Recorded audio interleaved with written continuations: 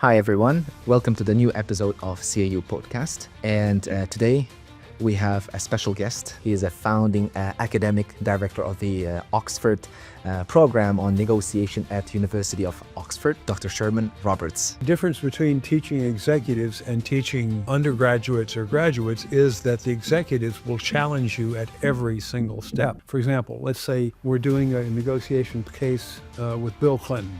Bill Clinton was a philanderer, did all kinds of crazy things with women, so you get off on a complete tangent, has nothing to do with what you're trying to learn. Any bit of knowledge that we have that is useful is immersed in theory. How has the rise of virtual meetings as well as digital communication changed the way people negotiate? You can't shake hands. You can't do a lot of things that you can do in person.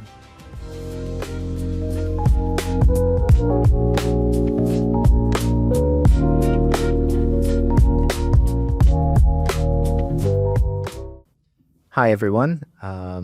Welcome to the new episode of CAU Podcast. And today we have a special guest.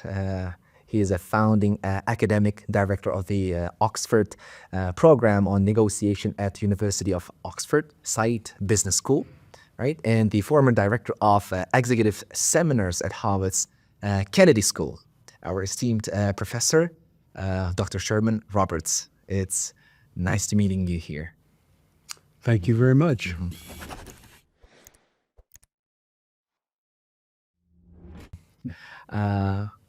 Today, let's since we have this background of negotiation, there are so many questions coming from negotiation enthusiasts, our faculty members, as well as students, and it would be great if you can share some of your professional expertise, and there might be some follow-up questions that I might be interested as a faculty member of this university. Of course. All right, the first question comes as what inspired you to specialize in the field of negotiation, and how did it shape your career? Interesting question. Negotiation has been on my radar screen for a long time. And like a lot of people, I misunderstood what it was about for a long time. And in 1990, approximately, I was invited to attend sessions at the Harvard Law School in the Harvard program on negotiation with Roger Fisher and Bill Urey and several other of the leading lights, Larry Susskind of MIT. But the point wasn't for me to focus on negotiation. It was to focus on how they carried out executive programs, because the person who was going to market my programs on leadership was already marketing the programs that Harvard was doing.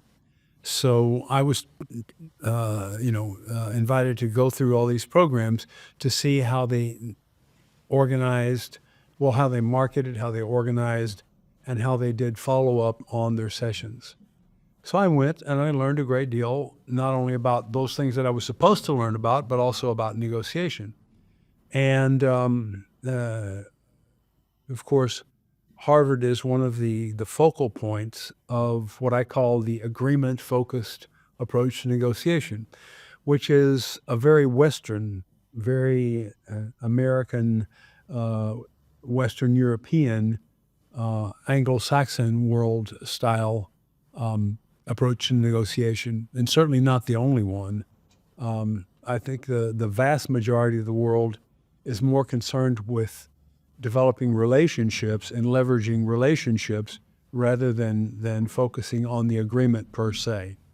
So I got a good heavy dose of Harvard's approach to negotiation. I met all of the leading lights, and it was very instructive in that regard. It was very instructive with regard to how to teach executives, which is a very big challenge. The difference between teaching executives and teaching undergraduates or graduates is that the executives will challenge you at every single step, which means that you can be a good presenter at the level of undergraduates and graduate students and fail miserably with executives because they are going to put you through your paces. And that's what I liked about it. I liked about the executive education, that you're really challenged. And so negotiation became a very different thing after that experience for me. Much, much deeper, much richer, much fuller with potentials. I see. Thank you very much. So the initial education, you got it from the Harvard Law School. I'm sorry, I didn't hear you. The initial education, the inspiration, you got it from the Harvard Law School, if I'm not mistaken, I correct? got it. I got it from Harvard Law School and from the Kennedy School because there they have their own program. And when I was invited to join the Kennedy School to create quite a few programs there, actually 9 was the number of programs that I eventually innovated at. Programs that you created. Well, yes, I developed. I have a long history of developing executive programs from nothing, just From zero, from the scratch. start scribbling on paper. And so when I went to the Kennedy School, I was told, unfortunately, I couldn't do a program on negotiation because they already had one. And I was disappointed in this because I thought that what I had been doing, which was to create modular programs on different aspects of leadership, would serve very well with the topic of negotiation. But they said, no, we already have a program, so you can't do it. You go ahead and do your programs on the other topics that you have, but you can't do anything on negotiation, which is the kind of thing that makes me really mad, and it motivates me a lot. So I kept working on that idea until some years later, Oxford invited me to invent a program for Oxford at the sides. Well, at the time it wasn't. At the time it was Oxford Executive Education because there were 2 business schools. There was Already. the Templeton Business School and the Said Business School. And so the union of those 2 was manifested in the Oxford Executive Education directorship. So that's who I worked with there initially. A follow-up question would go to, you said that you designed those courses from the scratch. Yeah, from Did you zero. base on your own research, or it was more of like gathering the secondary data, which were from the books, from already written journals, articles? Interesting. I for the negotiation program at Oxford, I took a lot from the Harvard approach, but I also had done these modular programs on leadership. So I'd already done a program on decision making, which is part of negotiation. I'd already done a program on communication and persuasion, which is also part of negotiation. And I'd done some reading and some study on information gathering, which is extraordinarily important in negotiation. So what I did was to create a program that dealt with negotiation, but also dealt with the sub-processes that nurture negotiation as a more complex, compound process. I see. I will be honest, I was quite astonished while reading the cases when I was attending your 3-day executive training. The cases were going straight to the point when it comes to negotiation, and they were so connected to the frameworks, to the concepts that you have covered in the first half of the training. So I feel like thank you've you. been writing those cases based on some true stories or basing on those concepts. Can you please elaborate more about them? This is really interesting. Negotiation cases should be fictionalized. They shouldn't be fictional. A different thing. One thing is making up a story from zero. invent a fantasy. Out of That nowhere. doesn't work. No. What I do, and what a lot of people in negotiation do, is we find one or more real cases, and we fictionalize that by changing the names of the protagonist. We may change the setting to some extent to make it. And what we do, the reason that we do that is that if you take cases that are absolutely true with the names and addresses, so to speak, of the protagonist, then people will argue about those details. And for example, let's say we're doing a negotiation case with Bill Clinton. Well, Bill Clinton was a philanderer. Bill Clinton did all kinds of crazy things with women. So you get off on a complete tangent, has nothing to do with what you're trying to learn. If you fictionalize, nobody knows these personages that you've created, so you avoid all of that noise. And so when I write a case, it is based on reality, but I change the names not to protect the innocent, but protect us from deviating I see. from the topic, the real topic, which is how to negotiate more effectively. This is the beauty of how you took all of those emotional distractions, but focused on the actual practicality of the theories that you've been sharing about. Exactly. And the thing is, theory for a lot of executives is a bad word. In fact, they overdo that aversion. And what I tell people is, if you're against theory in general, get over it.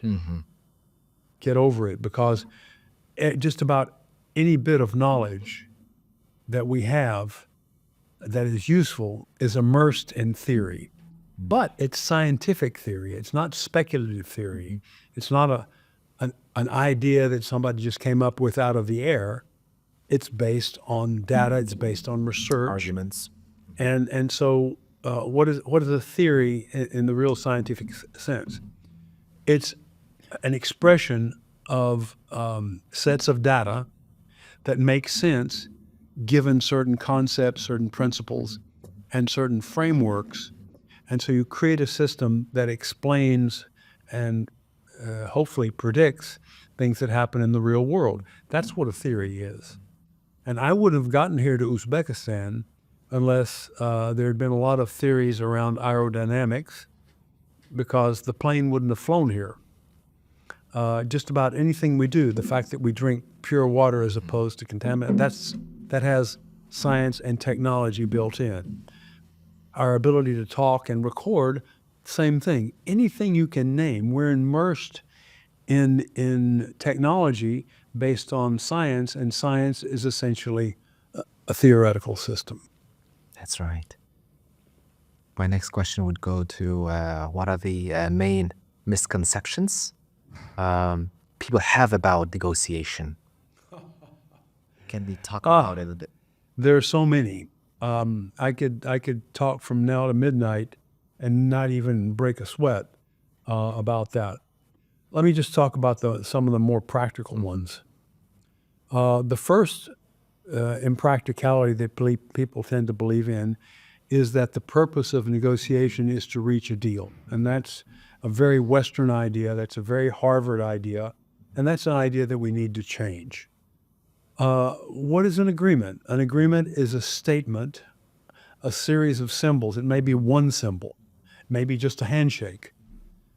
All of the stuff we just said, we agree on.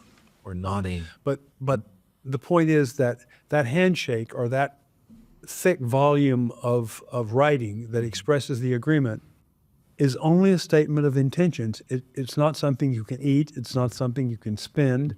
It's not something that you can use to generate concrete results. And concrete results are what the negotiator and their company, their principal, what everyone in effect wants out of negotiation.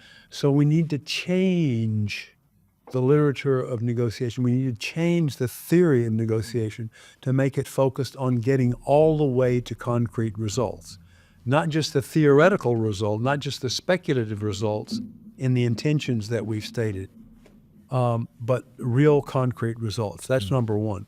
Number two might well be that people believe that you can just walk into a negotiation and you talk for 5 minutes.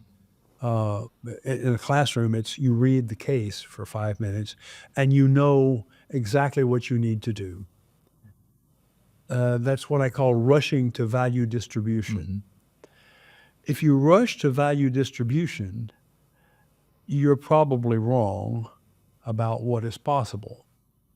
You can almost never get to a full understanding of how much value is in a negotiation without making a deliberate effort to find positive trade-offs. And by positive trade-offs, I mean an exchange whereby one party gets something that they want more in exchange for giving something that they want less. And the other party does exactly the same thing. What they give is something they want less, and what they get is something that they want more. And if that happens, then we're off to a good start because we have expanded value. We've taken this much value, and now we've discovered that we have a much bigger amount of value that we can discuss sharing. Absolutely. About sharing. Thank you. I know that there are so many more things to talk about this misconception. Indeed. Yeah. Indeed. There was very interesting question coming in from our students. And since we're living in this technological advanced time, the question is, how has the rise of virtual meetings as well as digital communication changed the way people negotiate in this contemporary How has the virtual meetings, do they affect the outcomes of the negotiation? Or people are not talking face to face recently. They're making their deals. So you're negotiating on the internet or negotiating on Skype or Zoom. In my sense, there are pros and cons. Obviously, it allows more negotiation because it's, Take more time. it takes more time. Would take more time to fly a team to Tashkent or to Oslo or to Perth. But it also has, major disadvantages because you don't get the degree of focus. I mean, we're getting better and better at this, but you don't get the degree of focus on the other person's humanity. You can't press the flesh. You can't That's right. pat a person on the back if that's what you do in that culture. You can't shake hands. Absolutely. You can't exchange easily at the present state of our virtual existence. You can't do a lot of things that you can do in person. So there are pros and cons. I happen to think that there are more pros than cons because one can learn to compensate for, I'll call it the lack of humanity, for the lack of direct interpersonal contact by using other means. You can communicate sometimes better because you can present something on a screen and a person can see you and they can see your argument at the same time, and you can, or your case at the same time, and you can make more progress by that means than you would if you were shuffling around papers in front of a desk, or a table. See. Pros and cons. Pros and cons, right? Everything has got its own advantages and disadvantages, and it can be cost effective. It can be time, not time consuming, right? But vice versa. It saves you time and it saves you money. Exactly, yeah. But which is big. as a matter of fact, you can't shake hands. It's going to be difficult for you to read the body language at the same time, right? Right. Yeah. Right. Thank you. So maybe one of the last questions. What roles does emotional intelligence play in negotiation, and how can individuals develop this skill? Emotional intelligence is a very interesting concept. I associate it a lot with the older concept of empathy. Understanding how someone is viewing the world and their emotional reactions to it, and not simply blowing by that very important dimension to deal with money or to deal with goods or to deal with services. So clearly it's critical. And the area in which we most emphasize this aspect is probably in the part of negotiation that deals with persuasion. And I, I teach that empathy or emotional intelligence, if you will, is an ever-present concern from the moment that you start thinking about negotiation until you finish, and there's nothing more to, there's no more results to extract from the situation. Through all that entire process, empathy is extraordinarily important because you really have to deal with as much of the human being as you can, and that human being is not just about numbers or dollars or euros. That person is also about self-perception, about reputation, about a series of other issues that really require emotional intelligence. Thank you. A little follow-up, but at the same time, this will summarize our discussion today. Since we have lots of young, hopefully professionals, what advice would you give to our students, those young professionals who would love to excel in negotiation? Any tips, tricks? Well, I'm laughing because the first answer that occurred to me is my honest answer, which is you need a method. In fact, you need my method. And that it sounds horribly, horribly self-promotional, but that's what I really believe. I've worked for over 10 years now to create a method that takes you from the beginning of a negotiation, which actually is not when somebody tells you you can negotiate, but rather when you find a problem that you believe that you can solve or an opportunity that you can take advantage of through negotiation. It happens in your head, and so that's the moment in which you start conceiving of the structure of the negotiation and so on. So what I do is I have an integral process of moment-to-moment guidance for getting through that process to the best effect. And I also have a body of general guidance on how to deal with the concerns that are ever present, such as empathy or rational decision-making. And also the things that can happen just at any time in the process, which may be, for example, the possibility of people not behaving emotionally in a way that facilitates what we're trying to do. So it's not enough to read a book. It's certainly not enough to just have your own experience. Negotiating a lot, and I think this is something that all, and I do mean all, negotiation authorities agree on. Experience per se, just negotiating, does not necessarily make you a better negotiator. What it may well do is just give you a bunch of habits because that's what you've always done. You need something that differentiates between good practice and bad practice. And that's what my method intends to do. And it is literally a method. It's an iterative or cyclical series of steps that takes you from the beginning of a negotiation to a successful conclusion. So that would be what I would suggest for your students. I've already offered the students that have come to my courses that I'm not going to ask them to buy the book. I'm going to send them the book because I will get, by my book contract, I'll get a number of copies that I'll be able to send out, and there'll also be, other ways to convey the information. And so I'm really a missionary about this. I'm a proselytizer about it.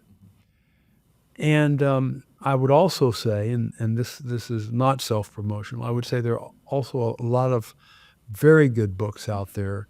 There's also a lot of good case material out there that you can use to practice, because you are going to need not just to have the method, that method has to become yours. It has to become, written in your neurons.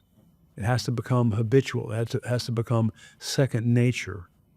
So I would advise would-be negotiating experts to practice, to take time, and to find ways to attack systematically the negotiations in which their life obliges them to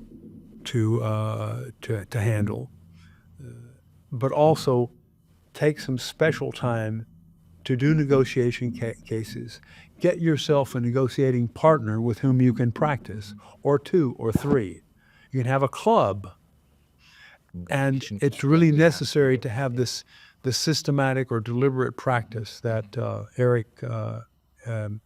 that Carl Anders Ericsson speaks of. You really need that to become truly an expert.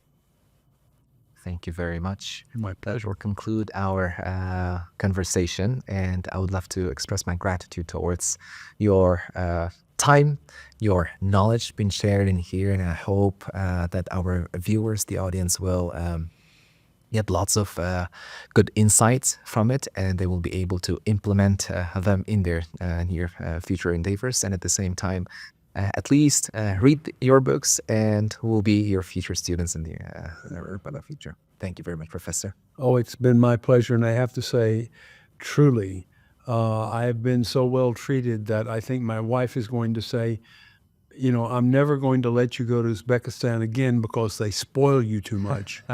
I've been treated so well that she's going to protest about it. I, on the other hand, am most grateful to you all, and I will say that I'm also massively impressed. I say this from the heart, massively impressed with what you've accomplished here, and I wish you the best of luck. Thank you very much. Thank you very much. It's been an honor. Thank you.